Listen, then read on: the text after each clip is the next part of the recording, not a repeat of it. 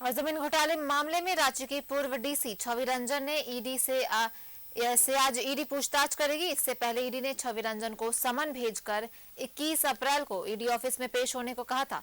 हालांकि वो ईडी के समक्ष पेश नहीं हुए थे। इससे पहले भी ईडी ने छवि रंजन को 2 सप्ताह का समय देने की उनकी याचिका को खारिज कर दी थी और इसके बजाय ईडी ने उन्हें शुक्रवार शाम 4 बजे पेश होने को निर्देश दिया था।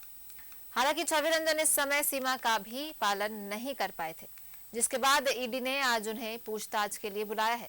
सूत्रों का कहना है कि इस बार अगर छवि रंजन पूछताछ के लिए नहीं आते हैं तो उनकी परेशानी बढ़ सकती है।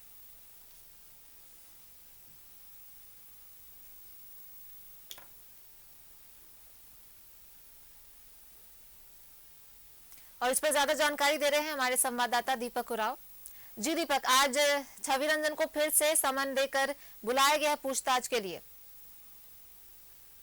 जी बिल्कुल, देखिए बीते 13 अप्रैल को ईडी ने एक बड़ी कार्रवाई की थी जमीन की जो अवैध तरीके से खरीद बिक्री हुई थी इसको लेकर।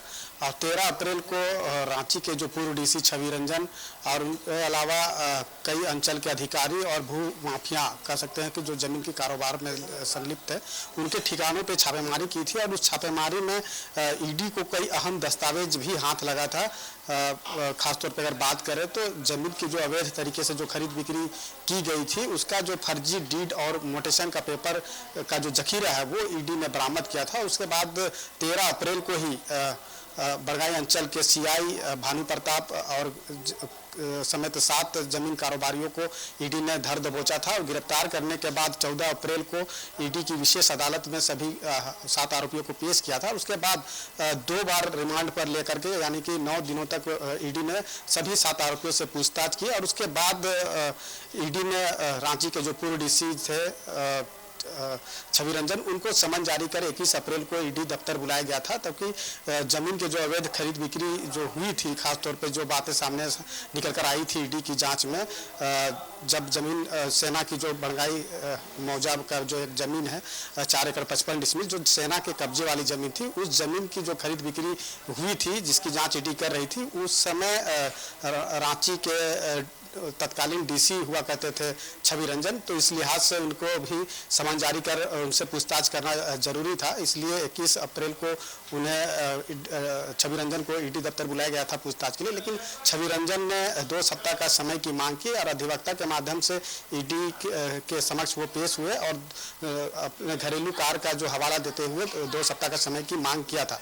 लेकिन ईडी ने उस छवि रंजन के द्वारा की गई मांग को खारिज करते हुए दोबारा समन जारी किया है, जिसके आलोक में छवि रंजन को आज ईडी के समक्ष उपस्थित होना है और ईडी के जो सवाल होंगे उसका जवाब देना होगा।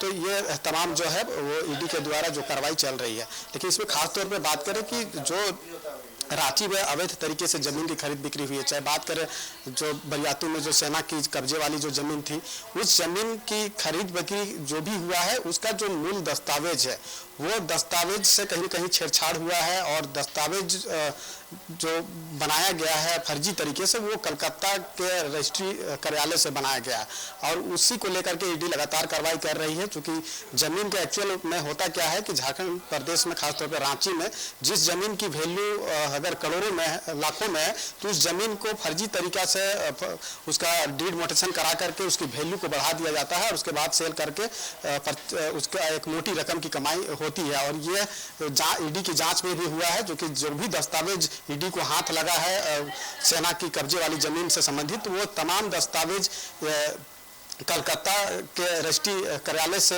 डीड मोटेशन कराया हुआ वो दस्तावेज है। तो इसको लेकर के ईडी कार्रवाई कर चल रही है। और जिस तरह से आज रांची के पूर्व डीसी छवि रंजन को ईडी दफ्तर बुलाया गया, उनसे पूछताछ की जाएगी, तो इसमें भी कई चीज़ें सामने आ सकती हैं और भी कई लोग इसके जो पर्दे के पीछे है वो भी सामने आ सकते हैं। क्योंकि रांची में ऐसे कई जमीन है जिसकी अवैध तरीके से खरीद बिक्री हुई है और सभी खरीद बिक्री जो हुई है उसका कहीं ना कहीं कनेक्शन सीधे कलकत्ता रजिस्ट्री कार्यालय से जुड़ा हुआ है। चूंकि कलकत्ता रजिस्ट्री कार्यालय से ही जमीन की जो अवैध तरीके से जो दस्तावेज है वो तैयार किए जाते थे और रांची में उस जमीन की वैल्यू बढ़ाकर बेच दिया जाता था। और इसको लेकर के ईडी की कार्रवाई चल रही है। और पिछले दिनों भी जब इस मामले को लेकर के ईडी के द्वारा कार्रवाई की गई थी, खासतौर पर अगर बात करें तो 2 अवर निबंधक वैभव मणि त्रिपाठी और घासीराम पिंगुआ, ये 2 अवर निबंधक के दफ्तर पे, आवास पे भी ईडी छापेमारी की थी।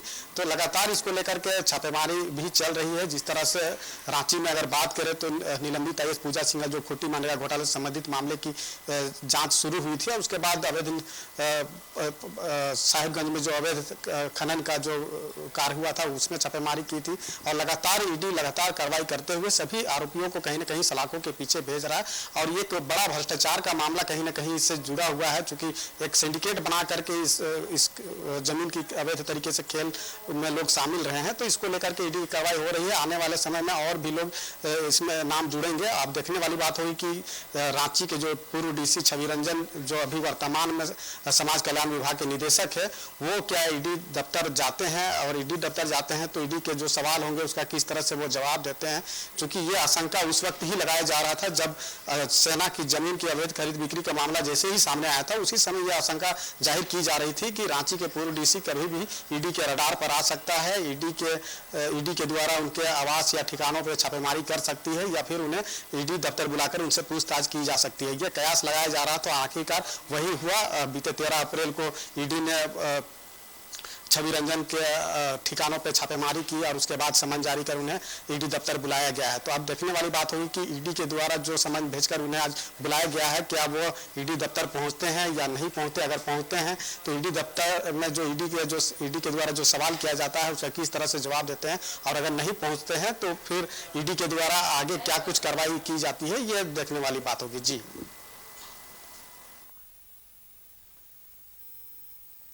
जी दीपक, बहुत बहुत धन्यवाद आपका तमाम जानकारियों के लिए।